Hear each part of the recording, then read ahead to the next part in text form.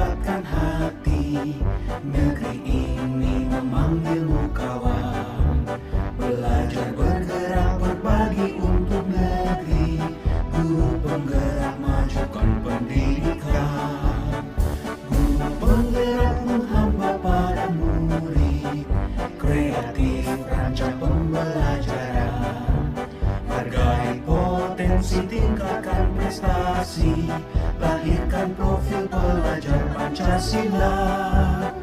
Belajar bergerak berbagi untuk negeri. Kita menjalin kolaborasi. Belajar bergerak berbagi untuk negeri. Demi bakti pada Ibu Pertiwi.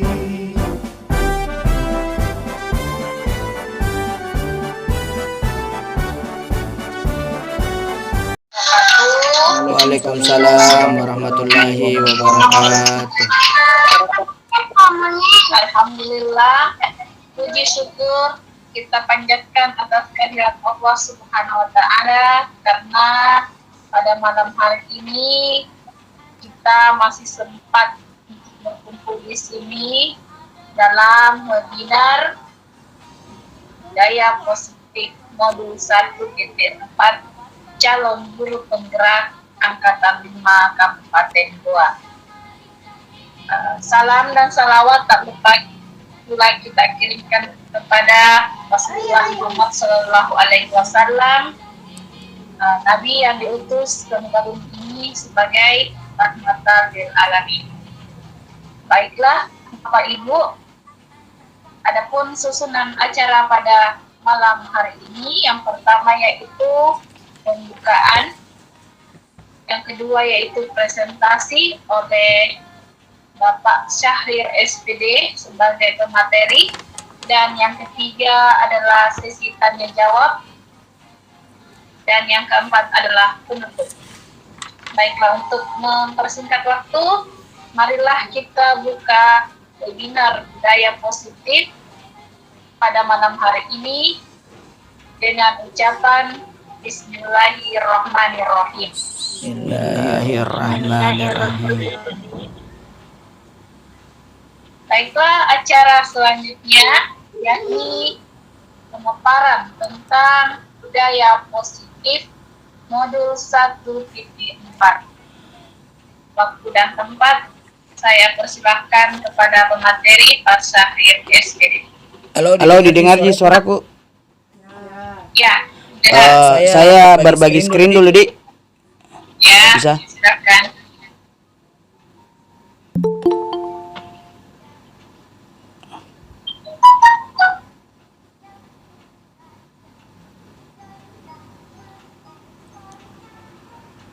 Kelihatan, Ji, yang saya bagikan. Ya, terlihat, Ji.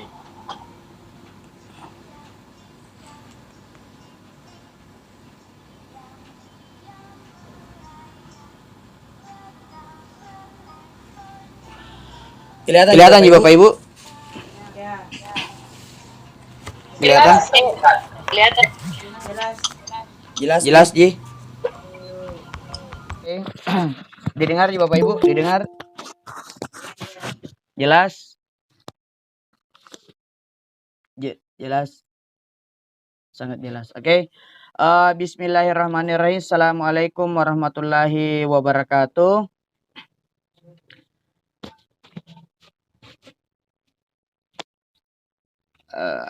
Alhamdulillah, terima kasih Bapak Ibu sekalian telah meluangkan waktunya pada malam hari ini untuk mengikuti aksi nyata modul 1.4 sesi webinar tentang budaya positif. Bapak Ibu sekalian, alhamdulillah, puji syukur kita panjatkan kehadirat Allah Subhanahu wa Ta'ala, karena berkat rahmat, hidayah, nikmat kesehatan, sehingga kita semua bisa berkumpul malam hari ini menyaksikan atau bisa mengikuti webinar tentang budaya positif. Tak lupa pula kita kirimkan salam dan salawat pada junjungan kita Nabiullah Muhammad sallallahu alaihi wasallam. Ialah nabi yang diutus sebagai rahmatan lil alamin. Bapak Ibu sekalian, izinkan saya webinar tentang budaya positif. Sebelum kita masuk membahas tentang budaya positif, Bapak Ibu sekalian, alangkah bagusnya sebagai pengantar kita memahami dulu tentang filosofi pendidikan menurut Ki Hajar Dewantara. Jadi menurut Ki Hajar Dewantara, tujuan dari pendidikan itu ialah menuntun segala kodrat yang ada pada anak-anak agar mereka dapat mencapai keselamatan dan kebahagiaan yang setinggi-tingginya, baik sebagai manusia maupun sebagai anggota masyarakat.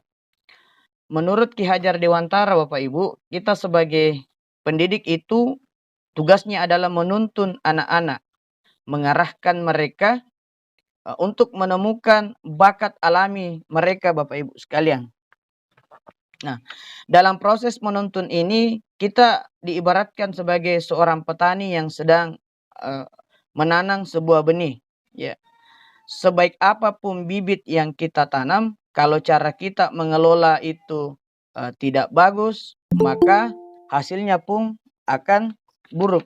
Namun sebaliknya, kalau bibit yang kita peroleh walaupun dia tidak bagus, tapi cara kita menanam, memberi pupuk dengan bagus, saya yakin dan percaya hasilnya pun akan tetap bagus. Nah, menurut Ki Hajar Dewantara pula, dalam proses menuntun ini kita tak boleh melupakan yaitu kodrat alam dan kodrat zaman. Maksudnya di sini itu adalah di mana anak itu berasal dan sesuai dengan zamannya. Jangan anak-anak di abad 21 ini kita didik seperti anak-anak di tahun atau di abad 20 misalnya, ya. Sehingga anak-anak nantinya ini menghasilkan budi pekerti yang baik. Itulah filosofi pendidikan menurut Ki Hajar Dewantara, Bapak Ibu sekalian. Nah, sebelum kita masuk membahas tentang budaya positif, Bapak Ibu sekalian, di sini ada 3 buah pernyataan Bapak Ibu. Silahkan dijawab di dalam hati saja. Apakah Bapak Ibu setuju atau tidak setuju? Yang pertama itu, hukuman dapat mendisiplinkan anak. Yang kedua adalah pemberian hukuman dengan hal positif seperti membaca atau membersihkan halaman sekolah dapat meningkatkan disiplin anak. Yang ketiga, memberi penghargaan dapat meningkatkan motivasi belajar anak. Silahkan dijawab dalam hatinya, Bapak Ibu, apakah ini pernyataan setuju? Bapak Ibu setuju dengan ketiga pernyataan ini atau tidak? Karena nantinya sebentar ini akan terjawab setelah kita akan membahas materi tentang budaya positif. Nah, apa sih budaya positif itu, Bapak Ibu sekalian? Nah, budaya positif ini adalah nilai-nilai, keyakinan dan kebiasaan-kebiasaan di sekolah yang berpihak pada murid agar murid dapat berkembang menjadi pribadi yang kritis, penuh hormat, dan bertanggung jawab. Menuju budaya positif yang mesti kita persiapkan ada yang dinamakan dengan disiplin positif. Bapak Ibu sekalian pasti sudah familiar dengan istilah disiplin, ya. Kata disiplin ini berasal dari bahasa Latin, Bapak Ibu. Ya. Disiplina yang artinya belajar. Dia juga berasal dari akar kata yang sama dengan disiple atau murid.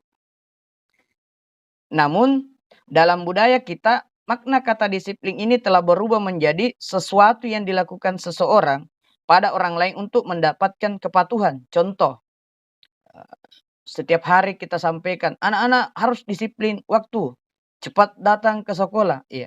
Kita gunakan bahasa disiplin ini agar mereka patuh untuk cepat datang ke sekolah. Ya. Kecenderungan umum adalah menghubungkan kata disiplin dengan ketidaknyamanan, bukan dengan apa yang kita hargai atau pencapaian suatu tujuan mulia. Nah, dari pengertian di atas ini, kita mampu memahami bahwa disiplin positif merupakan salah satu cara penerapan disiplin yang bertujuan untuk menumbuhkan kesadaran serta memberdayakan anak untuk melakukan sesuatu tanpa sogokan, ancaman, maupun hukuman. Disiplin positif membuat anak mengerti bahwa ketika ia melakukan sesuatu, maka ia akan merasa nyaman. Bukan karena akan dihukum jika tidak melakukannya atau karena ingin mendapatkan pujian. Contoh, jadi mereka merasa disiplin di pagi hari cepat datang karena mungkin dia takut dihukum ketika terlambat. Dia rajin tampil ke depan karena dia akan mendapatkan nilai. Ini bukan budaya disiplin positif. Jadi mereka menyadari mereka melakukan sesuatu itu karena dasar kesadaran dalam diri mereka nantinya. Mereka tampil ke depan bukan karena nilai. Mereka cepat datang ke sekolah bukan karena takut akan yang namanya hukuman Bapak Ibu sekalian. Nah, diharapkan dengan adanya disiplin positif ini akan melahirkan nilai-nilai kebajikan universal. Apa itu nilai-nilai kebajikan universal? Nilai-nilai kebajikan universal itu adalah nilai-nilai kebajikan yang disepakati bersama, lepas dari suku bangsa, agama, bahasa maupun latar belakangnya. Nilai-nilai ini merupakan payung besar dari sikap dan perilaku kita, atau nilai-nilai ini merupakan pondasi kita berperilaku. Nilai-nilai kebajikan adalah sifat-sifat positif manusia yang merupakan tujuan mulia yang ingin dicapai setiap individu. Nah, nilai-nilai kebajikan universal dalam dunia pendidikan ke depan diharapkan akan menghasilkan 6 nilai-nilai kebajikan universal ini. Yang pertama itu beriman, bertakwa kepada Tuhan yang Maha Esa dan berakhlak mulia. Gotong royong, mandiri, bernalar kritis, kreatif, dan berkebinekaan global.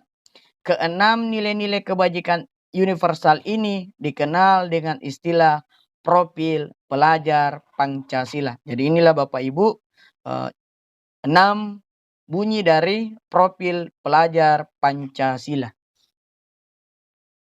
Nah, untuk mencapai disiplin positif maka diperlukan yang namanya kesepakatan kelas. Nah, inilah proses mengarahkan anak-anak membuat yang namanya kesepakatan kelas. Mereka sendiri yang membuat kebijakan untuk kelasnya. Ya. Mereka menandakan bahwa mereka telah membuat kesepakatan bersama yang nantinya nilai-nilai ini akan mereka hargai dan mereka akan terapkan di dalam kelasnya Bapak Ibu. Jadi prosesnya sebagai guru kita hanya menuntun mereka untuk membuat kesepakatan ini. Bukan kita yang membuat, tapi para siswa yang membuat kesepakatan terbaik yang akan mereka terapkan di dalam kelasnya. Nah, coba diperhatikan Bapak Ibu. Ada 3 hal yang biasanya kita gunakan dalam mengontrol seseorang. Yang pertama itu adalah hukuman. Yang kedua konsekuensi. Yang ketiga adalah restitusi. Hukuman itu berlaku dadakan Bapak Ibu. Tidak ada kesepakatan awal. Contoh, terlambat, pungut sampah. Besok terlambat lagi, pungut sampah. Konsekuensi. Konsekuensi ini berarti ada aturan yang dilanggar. Ada sesuatu yang telah mereka langgar. Apakah itu aturan sekolah atau sebagainya. Nah, sementara restitusi ini beda Bapak Ibu. Beda dengan konsekuensi. Restitusi ini itu adalah hasil buah pikiran dari anak-anak itu sendiri, bukan hasil buah pikiran dari sekolah. Jadi mereka yang membuat sendiri dan mereka yang menyepakati untuk melaksanakan itu. Contoh yang pertama itu sesuatu yang menyakitkan. Ini hukuman, sesuatu yang menyakitkan.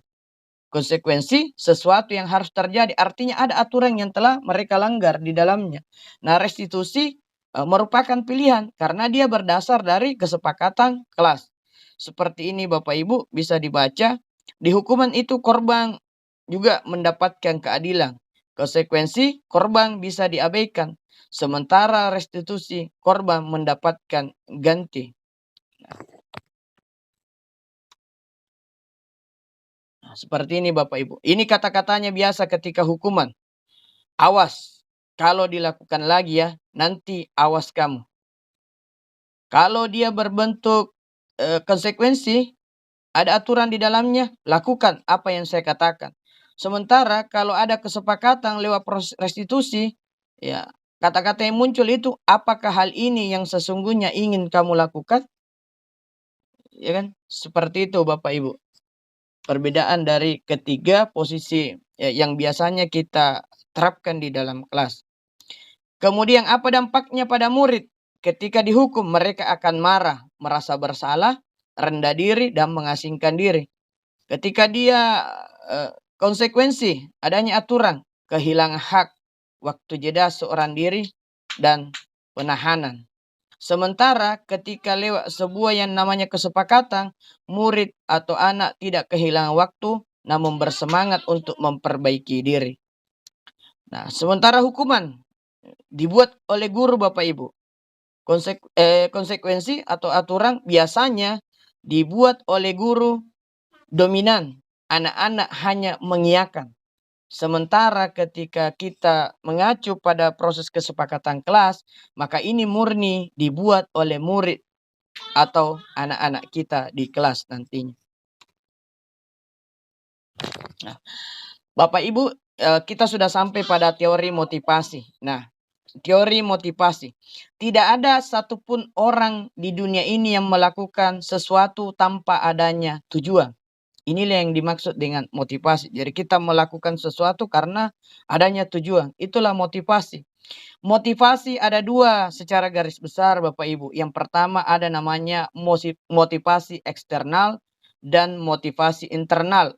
Ini yang kadang terjadi di dalam kelas. Nah, apa itu motivasi eksternal? Ini ada dua. Ini motivasi yang lahir dari luar, bukan dari dalam diri anak itu sendiri. Biasanya motivasi ini muncul karena satu, untuk menghindari yang namanya hukuman, dan yang kedua untuk mendapatkan imbalan dari orang lain. Contoh, anak-anak rajin datang ke sekolah. Bukan karena ia sadar karena dia harus tepat waktu, menghargai waktu dan sebagainya. Tapi semata-mata karena mereka takut. Kalau saya terlambat ini, saya akan dihukum atau disanksi. Sama juga di dalam kelas biasanya. Ada anak-anak yang berani maju ke depan papan tulis, mengerjakan misalnya tugas. Bukan karena kemauannya, tapi karena takut mendapat hukuman dari gurunya. Ataupun karena ingin mendapatkan nilai yang bagus. Ini adalah dua motivasi yang sangat-sangat tidak baik bagi seorang pelajar. Nah, sebaliknya, motivasi internal itu yang lahir dari dalam diri murid, itu untuk menjadikan orang yang mereka inginkan dan menghargai diri sendiri dengan nilai-nilai yang mereka percaya. Jadi ini kesadarannya mereka. Dia pahami bahwa kalau saya cepat datang ke sekolah, ini akan baik buat saya. Saya bisa mengatur waktu saya di sekolah dengan lebih baik lagi. Seperti itu Bapak Ibu. Tentang teori motivasi. Nah, kita harapkan nantinya di dalam kelas itu anak-anak bukan termotivasi karena faktor eksternal yang dua ini, ya, yaitu menghindari ketidaknyamanan dan untuk mendapatkan imbalan atau nilai. Tapi kita berharap nanti di dalam kelas itu anak-anak termotivasi karena dari internal mereka Bapak Ibu sekalian.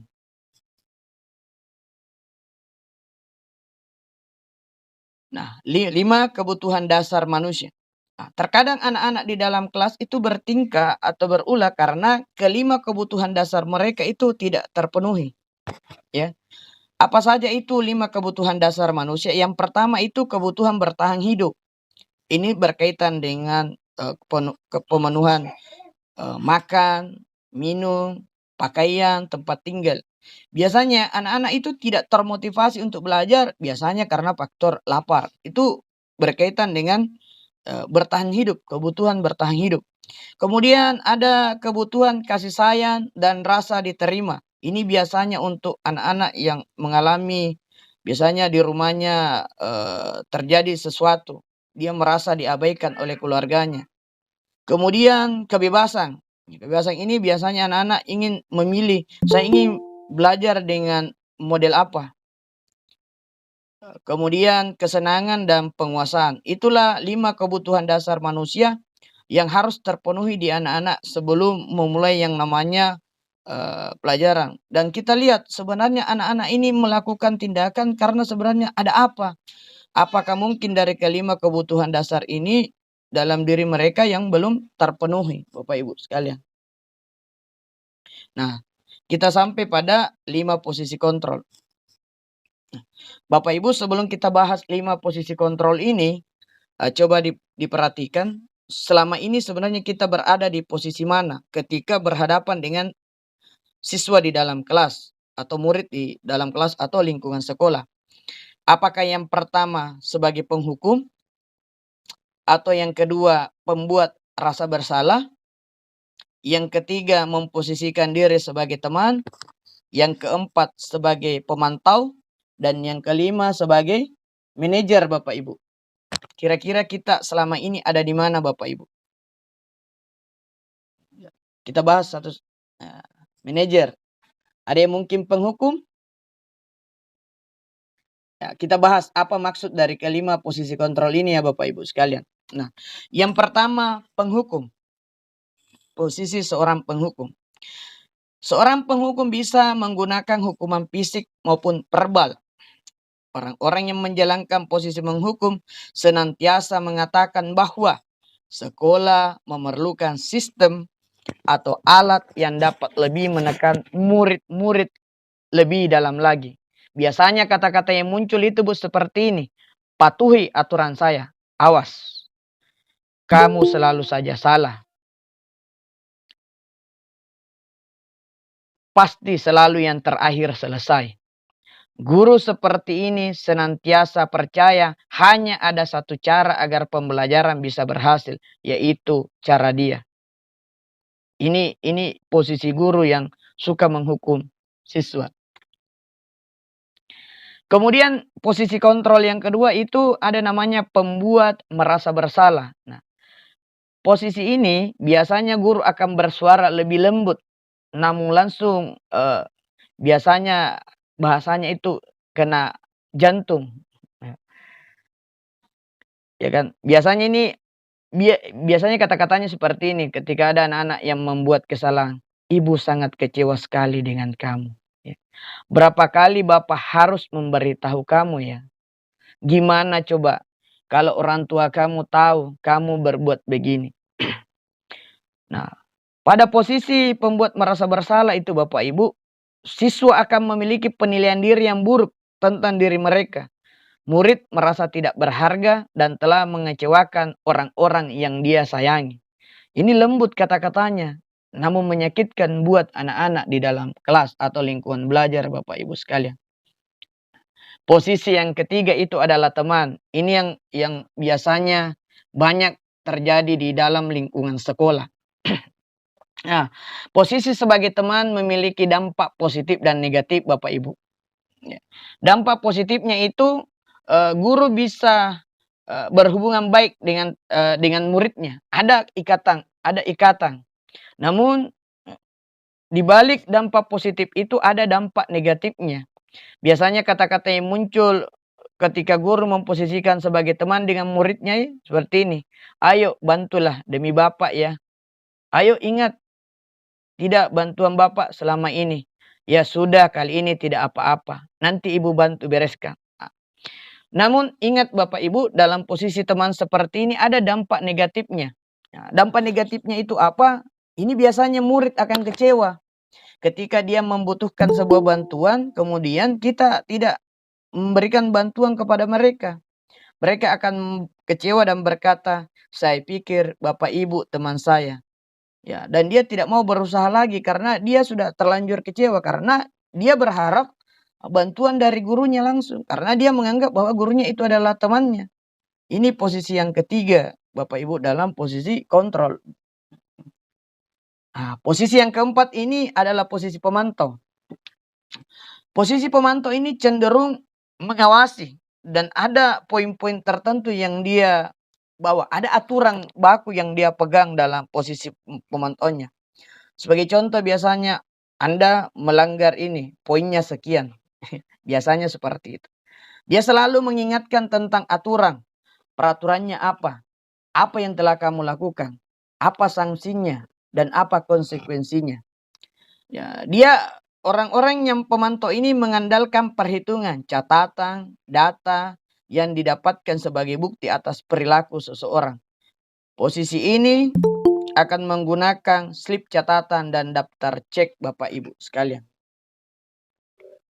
Posisi kelima, ini yang posisi terakhir yaitu manajer. Posisi di mana guru berbuat sesuatu bersama dengan murid, mempersilahkan murid mempertanggungjawabkan perilakunya, mendukung murid agar dapat menemukan solusi atas permasalahannya sendiri. Nah, biasanya kata-kata yang muncul dalam manajer ini bukan memarahi, bukan menyalahkan, tapi biasanya sebagai manajer kita akan bertanya apa yang kita yakini. Nah, pertanyaan-pertanyaan ini dalam posisi manajer akan muncul ketika sebelumnya kita pernah membuat yang namanya kesepakatan kelas. Ya, baru kita bisa merancang posisi manajer seperti ini. Karena ini akan mengarahkan kembali kepada pembiasaan di dalam kelasnya. Ya, apa rencana kamu untuk memperbaiki hal ini? Jadi posisi manajer itu tidak melihat anak ini salah di sini ini. Tapi dia menanyakan dari kesalahan yang dibuat oleh anak ini kira-kira apa yang akan anak ini lakukan untuk memperbaiki kesalahannya Bapak Ibu. Jadi dia diajak kira-kira misalnya contoh kenapa terlambat hari ini? Ya, itu ditanyakan apa penyebabnya. Kemudian kira-kira kita tanya kembali, ya, solusinya kira-kira apa yang bisa Anda lakukan sehingga besok bisa cepat datang. Kita arahkan anak-anak untuk menemukan solusi dari masalahnya.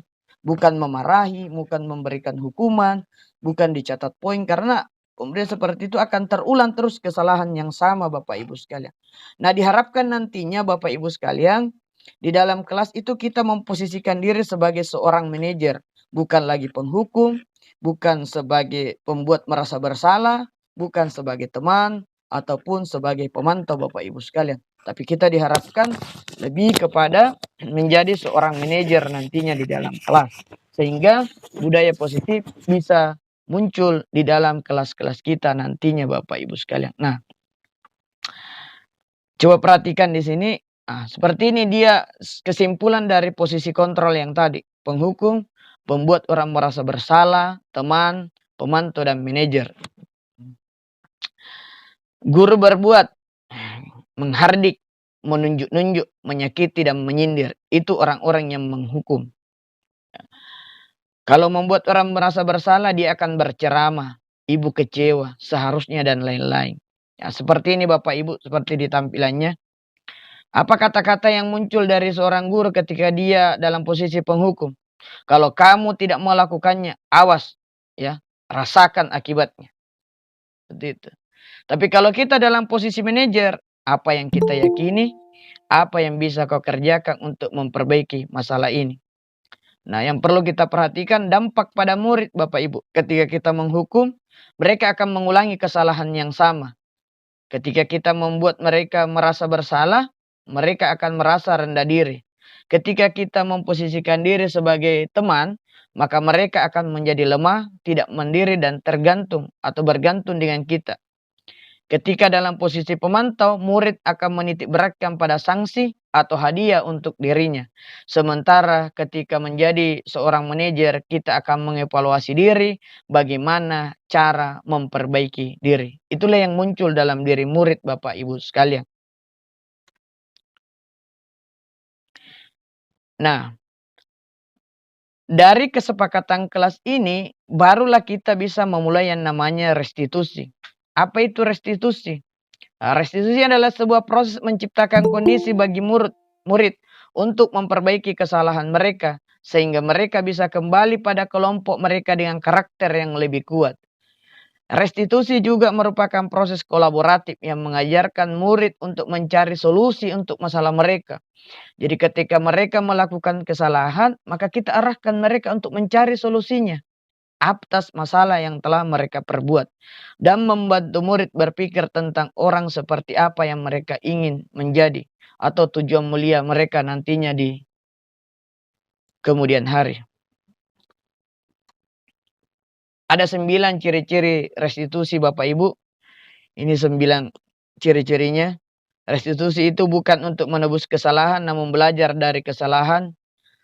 Restitusi itu memperbaiki hubungan, tawaran bukan paksaan, dan seterusnya. Restitusi itu fokus pada solusi, bukan pada masalah Bapak Ibu. Restitusi fokus pada karakter, bukan pada tindakan.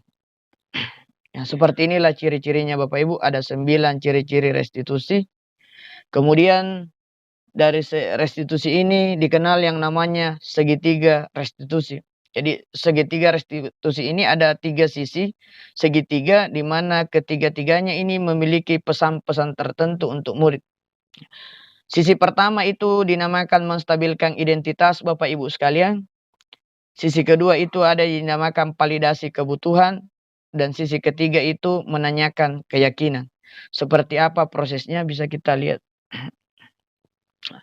Yang pertama itu ketika kita dalam posisi menstabilkan identitas. Jadi ketika murid melakukan kesalahan, kita mencoba dulu stabilkan identitas mereka. Ya, kita sampaikan kata-kata motivator buat mereka. Ya, berbuat salah itu hal yang manusiawi. Ya, tidak ada manusia yang sempurna. Bapak Ibu juga pernah berbuat salah. Ya, kita stabilkan dulu identitasnya bahwa semua orang pernah melakukan kesalahan. Namun ingat, dalam posisi menstabilkan ini kita ingatkan mereka bahwa sebaik-baik orang yang pernah melakukan kesalahan yaitu orang-orang yang mau memperbaiki kesalahannya. Apakah kamu bersikap baik pada dirimu sendiri? Seperti itu. Kita stabilkan dulu. Kita buat tenang dulu mereka agar mereka menyadari letak-letak kesalahan mereka Bapak Ibu sekalian. Bukan dimarahi, tapi diajak mereka berkomunikasi, diajak mereka untuk berbicara dan menyampaikan pendapat mereka agar hati mereka agak lega.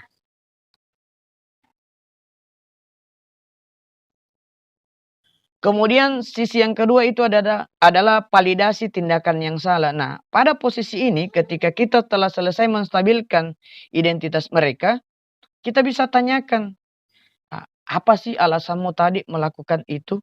Kamu pasti punya alasan ini. Misalnya seperti itu Bapak Ibu. Kita arahkan mereka agar mereka mau bicara, mengungkapkan. Maukah kamu belajar cara lain untuk mendapat yang kamu butuhkan tanpa harus memukul? Ini misalnya untuk siswa yang berkelahi Bapak Ibu. Ya, seperti itu. Kamu pasti punya alasan mengapa melakukannya. Apa yang penting bagi kamu, ya. Jadi ini kita tanyakan apa yang menjadi penyebab sehingga mereka melakukan kesalahan itu. Kemudian kita pertegas di poin-poin ini itu mereka letak salahnya yang harus mereka perbaiki. Seperti itu Bapak Ibu di segitiga restitusi. Kemudian di yang terakhir itu adalah menanyakan keyakinan mereka. Nah, pada saat posisi menanyakan keyakinan mereka ini kita kembali lagi pada kesepakatan kelas yang telah kita buat di awal, ya. Kesepakatan kelas mereka, apa yang telah mereka yakini, itu keyakinan kelas mereka, apa yang telah diyakini di dalam kelasnya. Kita tanyakan kepada mereka, apa yang kita percaya sebagai kelas dan keluarga, ya kan? Masih diingat tidak kesepakatan kelas kita, misalnya menghargai waktu. Kita tanyakan juga, nantinya Anda mau jadi apa? Misalnya cita-citanya seperti itu. Baru kita sampaikan, misalnya yang nakal misalnya kita tanya, nanti Ananda ini cita-citanya mau jadi apa?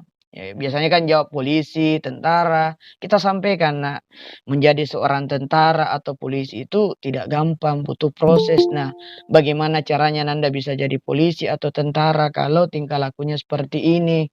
Apa iya benar polisi atau tentara melakukan tindakan yang seperti ini? Seperti itu Bapak Ibu tentang proses restitusi. Nah, pengalaman saya Bapak Ibu selama mengajar di dalam kelas setelah menerapkan yang namanya kesepakatan kelas itu, dengan beberapa posisi yang selama ini biasanya saya pakai posisi menghukum berubah menjadi posisi manajer, itu sangat-sangat luar biasa Bapak Ibu selama ini, ya. Biasanya anak-anak ketika melakukan kesalahan kita masih menegur. Sekarang itu mereka cukup dilihatin, mereka sudah sadar, oh saya melanggar kesalahan di poin ini. Sebagai contoh kasus kemarin di salah satu kelas itu 11-nya 2, ya kan. mereka sudah buat kesepakatan kelas itu bunyinya adalah menghargai orang lain.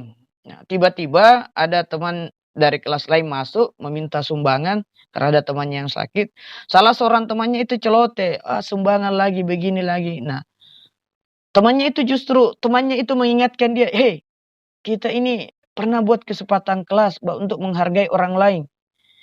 Berarti Anda tidak menjalankan kesepakatan kelas ini. Apa Anda tidak malu dengan tindakan Anda?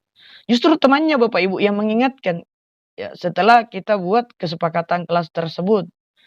Seperti itu pengalaman saya di dalam kelas. Kemudian kemarin juga yang anak-anak yang awalnya bertengkar ya, yang sampai mau memukul temannya ya. Saya mulai restitusi, mereka menyadari, mereka sadar bahwa apa yang mereka lakukan salah. Akhirnya mereka berdamai dengan sendirinya. Ya. Tanpa ada unsur-unsur yang lain, mereka saling menyadari bahwa apa yang dilakukan teman saya ini betul. Mungkin cara saya menerimanya yang salah. Sekian Bapak Ibu untuk pemaparan hari ini. Lebih dan kurangnya mohon dimaafkan. Billahi fi sabilil haq fastabikul khairat. Assalamualaikum warahmatullahi wabarakatuh.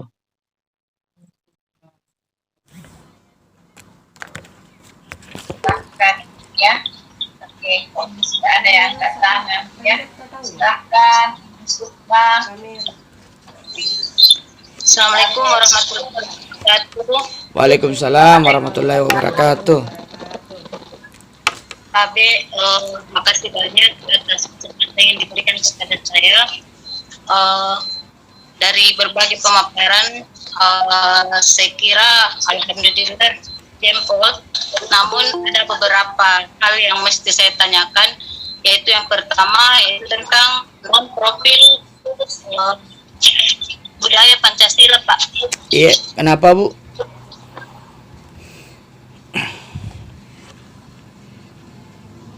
Apakah di salah satu keenam itu budaya profil Pancasila itu seumpama tidak dilaksanakan begitu, dan harus apakah wajib hukumnya untuk dilaksanakan semuanya di dalam proses PBM? Oke. Dan yang kedua, Satu mau dulu. di dalam teori Iya. apa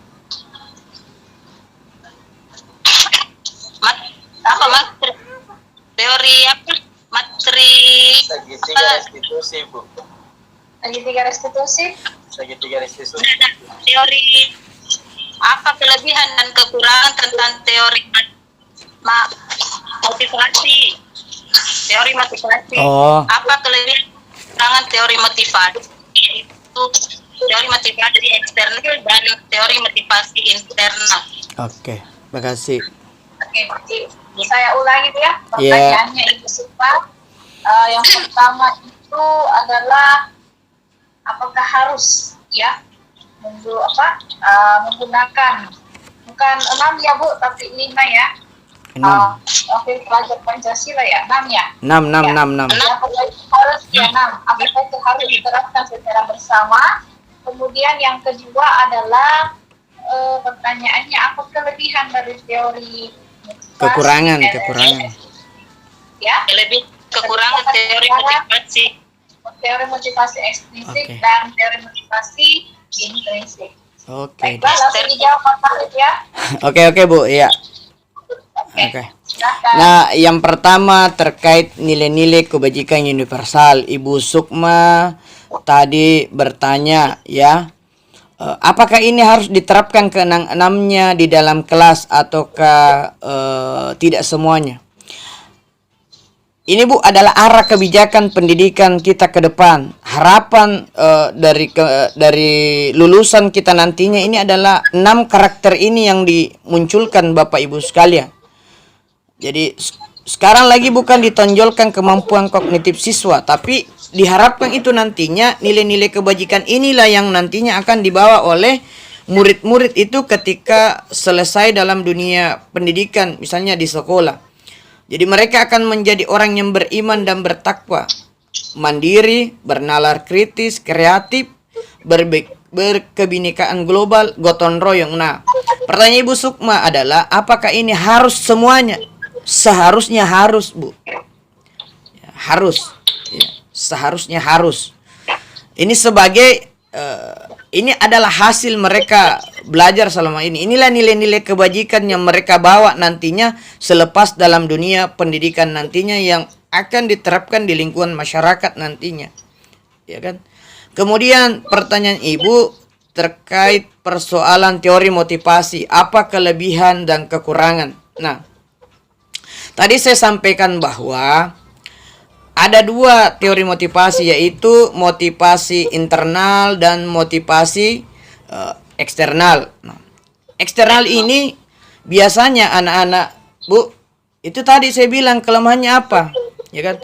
Kelemahannya teori eksternal ini, mereka akan melahirkan yang namanya ketakutan di anak-anak dan pengharapan, ya kan? Saya harus datang cepat ke sekolah karena mereka takut dihukum. Bukan karena dasar kesadaran mereka kenapa mereka harus cepat datang ke sekolah. Sama juga, Bu. Ketika di dalam kelas, ya kan? Yang tampil terdepan saya kasih nilai 90. Iya, ini juga kelemahan, Bu. Besok minggu depan kita gunakan lagi, iya, masih ada yang termotivasi. Tapi ketika sudah tidak ada lagi proses, misalnya Anda sampaikan nilai sekian, maka yakin dan percaya anak-anak itu tidak akan mau lagi tampil ke depan. Inilah kelemahan yang namanya teori eksternal. Sebaliknya yang diharapkan itu adalah teori motivasi internal anak-anak. Kesadaran mereka sendiri, Bapak Ibu. Saya melakukan ini tujuannya apa? Contoh, saya belajar rajin ini bukan karena saya mengharapkan nilai, tapi ada pengetahuan yang akan saya dapatkan. Ya, motivasi-motivasi dari dalam diri mereka inilah yang nantinya menjadikan mereka melakukan sesuatu tanpa harus memikirkan apa resiko dan apa hasil yang saya dapatkan. Mereka memikirkan untuk kepuasan diri mereka. Kenapa mereka melakukan hal tersebut, Bapak Ibu? Mungkin seperti itu, Bu Sukma, untuk kedua pertanyaan Ibu. Oke, makasih Pak. Iya, Bu. Bagaimana Bu Sukma? Sudah jelas? Iya. Sudah jelas? Oke, selanjutnya sampai Pak Sahir, ada berapa pertanyaan ini? Dua saja, Bu. Waktu juga. Dua saja? Iya. Oh iya, oke. Saya pilih saja ya, tadi karena sudah Ibu Andriani mungkin mau bertanya. laki-laki ya, Pak Muhammad Taslim, sampai Ya, silakan Pak Taslim. Baik, terima kasih. Terdengar di suara aku, Pak? Iya, jelas. Jelas, Pak. Baik, untuk hasil pemaparan, saya ucapkan terima kasih untuk kesempatan yang telah diberikan. Dan menyimak tadi pemaparan dari Pak Syahrir tentang teori restitusi, yang dimana ini akan jauh lebih membawa siswa ke arah yang lebih baik ke depannya sebenarnya diterapkan. Namun pertanyaan saya, restitusi ini bagaimana penerapannya kepada siswa yang berkebutuhan khusus, Pak? Wah, iya. Kita sudah ada di kita kan juga memasuki pembelajaran berdiferensiasi. Betul.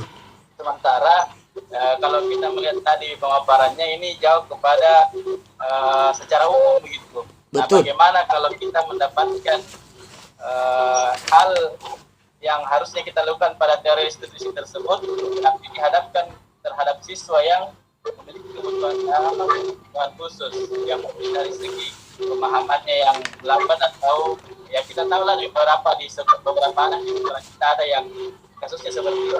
Gimana penerapannya, Pak? Terima kasih. Oke. Baiklah, jadi pertanyaan dari Pak Muhammad Taslim itu bagaimana ya penerapan segitiga restitusi untuk siswa yang berkebutuhan khusus ya. Oke, silakan Pak Syahrir. Oke, begini Pak ya.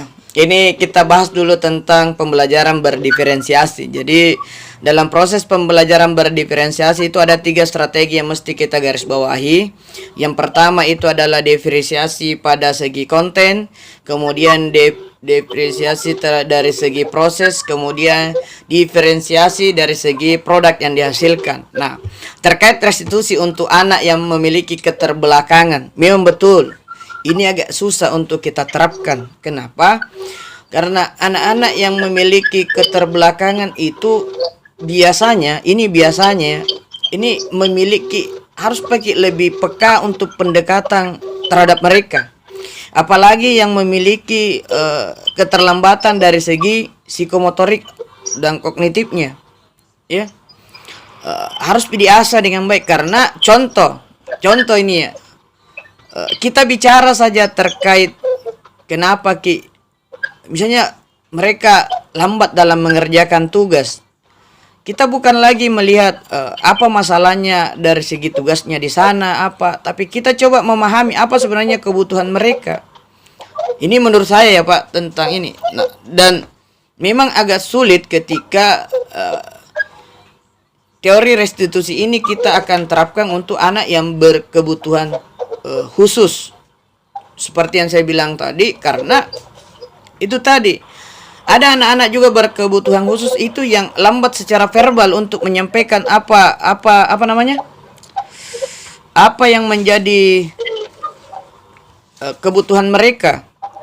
Nah, sementara dalam teori restitusi ini adalah kita mengharapkan ada umpan balik dari siswa itu ketika menghadapi yang namanya persoalan. Mungkin untuk kajian yang siswa yang berkebutuhan khusus Pak nantinya harus ditinjau lagi. Mungkin ada cara-cara yang lain untuk mereka nantinya ke depan Pak. Mungkin seperti itu Pak Taslim. Oke Pak, oke. Artinya di dalam hal seperti ini mungkin kita tidak bisa secara general Ya betul. Menggunakan teori ini untuk seluruhnya, tapi ada hal-hal kiat-kiat lain yang bisa dilakukan kepada peserta didik yang memiliki kebutuhan yang Iya khusus betul. pada umumnya. Jadi Iya betul Pak. ya secara general ini teori restitusi kita bisa terapkan. Iya. Khususnya memang ada hal yang lebih. Ya mungkin untuk anak-anak yang berkebutuhan khusus mungkin ada pendekatan lain. Ini kan sebenarnya teori restitusi itu Pak pendekatan sebenarnya. Pendekatan. Jadi mungkin untuk anak-anak yang berkebutuhan khusus nantinya ada pendekatan yang lain yang bisa lebih diterapkan kepada mereka nantinya. Mungkin seperti itu, Pak. Oke ya Pak. Oke, ya, jadi Bapak. ya Iya. sudah jelas ya. Sedikit tambahan dari saya ya Pak, Bapak Ibu, kalau anak yang berkebutuhan khusus itu kita namakan ada namanya kelas inklusif ya. Jadi di situ ya di kelas inklusif itu akan ada berbagai trik, kemudian pendekatan-pendekatan apa yang bisa dilakukan untuk anak-anak tersebut. Jadi ya seperti itu. Apa masih mau ditambah Pak? Masih ada yang mau bertanya? Masih ada yang mau bertanya? Ibu Ani mungkin, Ibu Ani. Tangan. Ibu Andriani tahu? Ibu ya, Andriani. Silakan Bu Ani. Ya, silakan Bu Ani. Masih bisa 2 pertanyaan ya. Satu, Mi. Ya.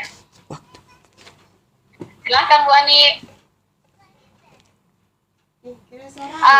Suaranya Bu Ani. Suaranya, Bu. Ini. Ya, unmute ya. Silakan. Dari pemaparan tentang segitiga restitusi yang saya mau tanyakan, apakah dari ketiga cara dari segitiga restitusi itu bisa kita terapkan pada setiap siswa yang bermasalah di sekolah? Saya pikir itu. Terima kasih. Assalamualaikum. Oh iya Bu, terkait segitiga restitusi, apakah ketiga-tiganya harus diterapkan untuk anak yang bermasalah atau tidak? Kita lihat tinjau dari ini sebenarnya tidak mesti semuanya harus kita terapkan Bu. Apakah ketiga-tiganya? Bisa 2 sampai 2. Kita lihat dari tingkat persoalannya itu seperti apa, ya kan? Misalnya untuk anak yang buang sampah sembarangan itu cukup 1 atau 2 dari segitiga restitusi ini yang kita gunakan. 2 bagian saja. Kita tanyakan saja apa yang membuat mereka melakukan ini, itu sudah 1 bagian tadi. Kemudian kita tanyakan apa keyakinan kelasnya, cukup sampai di situ. Bagaimana cara mereka memperbaiki itu. Jadi kita lihat saja dari segi kedalaman persoalannya ini anak. seperti apa? Mungkin seperti itu Ibu Andriani. Iya Pak. Bagaimana Bu Andriani? Sudah jelas? Ini kan untuk masalah yang kecil-kecil saja, yang ringan-ringan saja. Terus misalnya agak lebih berat permasalahannya, misalnya mereka anggaplah ikut tawuran atau seperti apa yang lebih besar daripada atau yang lebih berat daripada sekedar buang sampah sembarangan, datang terlambat. Apakah teknik-teknik seperti ini tetap bisa dilakukan untuk kesalahan-kesalahan seperti itu? Oh iya, bisa Bu, bisa. Ini bisa kita istilahnya ini untuk individualnya kita cari. Kemudian kita ajak dia bicara menggunakan pendekatan ini, Bu. Jadi kalau semuanya harus kita dudukkan seperti itu, bisa juga. Tapi terkadang ya kalau terlalu banyak juga biasanya takutnya 3 jam manggu, yang lain begitu. Jadi ini lebih kepada individualnya dulu kita cari, kemudian kita tanyakan apa sebenarnya masalahnya, sehingga misalnya dia ikut tawuran seperti itu. Kita tanyakan apakah ini baik buat mereka nantinya. Ini bisa Bu. Kalau dalam jadi penggunaan segitiga restitusi itu dilihat saja dari tinjauan kasusnya seperti apa, dan pertanyaan kita itu menempatkan pertanyaan-pertanyaan itu nantinya seperti apa kepada mereka, sehingga mereka menyadari bahwa apa yang mereka lakukan itu kurang baik, dan bagaimana mereka nantinya untuk memperbaiki kesalahannya, Bu. Seperti itu. Oke ya, makasih Pak. Iya. Makasih. Oke. Ya, jadi sudah jelas ya Ibu. Ya, Jelas. makasih Bu. Masih bisa ada satu kayaknya tadi, ada lagi yang angkat tangan ya. Masih ada Pak, 5 menit ya. Oke, Ibu Rostia ya. Oke, silakan Ibu. Ya, makasih atas kesempatan yang diberikan. Saya akan bertanya tentang, tadi kan Bapak paparkan tentang kesepakatan kelas. Nah, kemudian apakah beda itu antara kesepakatan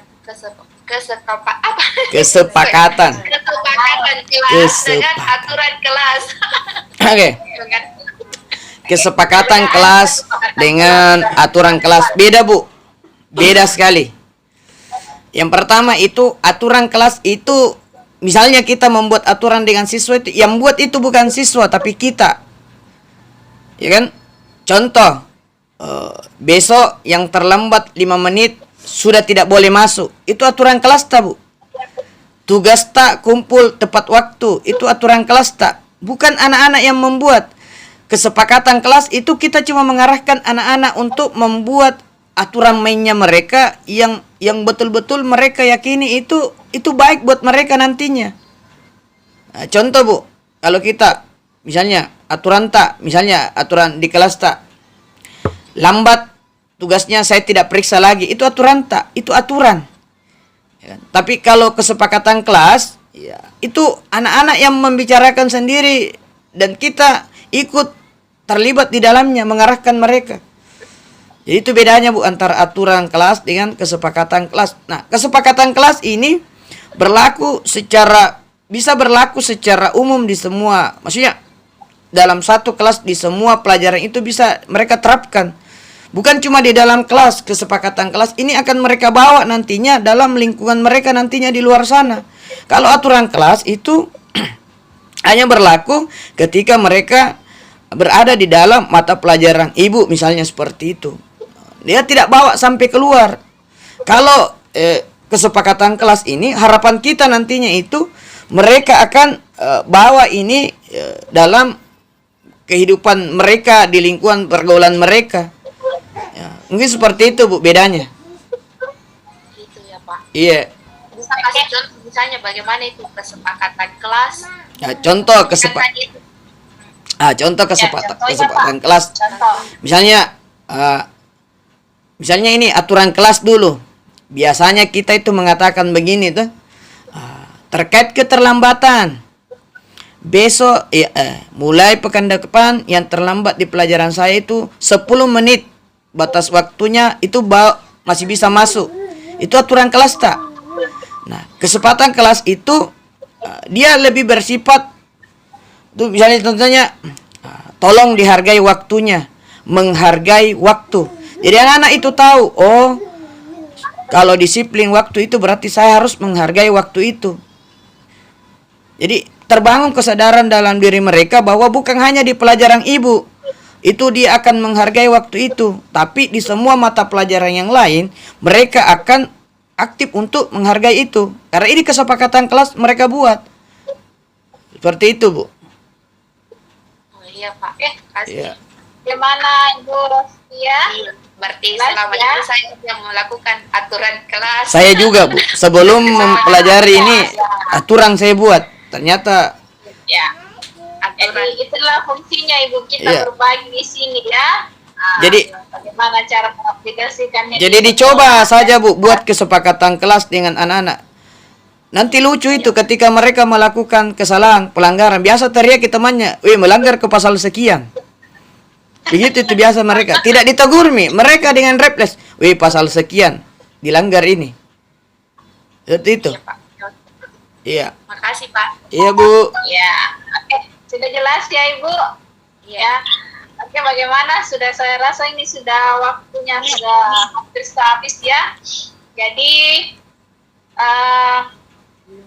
kesimpulannya Ibu sebagai kesimpulan itu di webinar ini ya. Jadi mari kita bersama-sama membangun membuat kesepakatan kelas berdasarkan nilai-nilai kebajikan ya, profil pelajar Pancasila untuk meningkatkan pendidikan ya, bergerak meningkatkan pendidikan di Indonesia ya. Ya, jadi mungkin cukup ya Pak Safir. Ya, Bu, cukup. Ya, kalau begitu dengan ucapan Alhamdulillahirobbilalamin, Alhamdulillahirabbil alamin. webinar budaya positif modul 1.4 ya. Baiklah Bapak Ibu, terima kasih atas kesempatan ya untuk hadir di webinar ini. Semoga webinar ini dapat bermanfaat untuk kita semua. Amin. Oke. Assalamualaikum warahmatullahi wabarakatuh. Waalaikumsalam warahmatullahi wabarakatuh.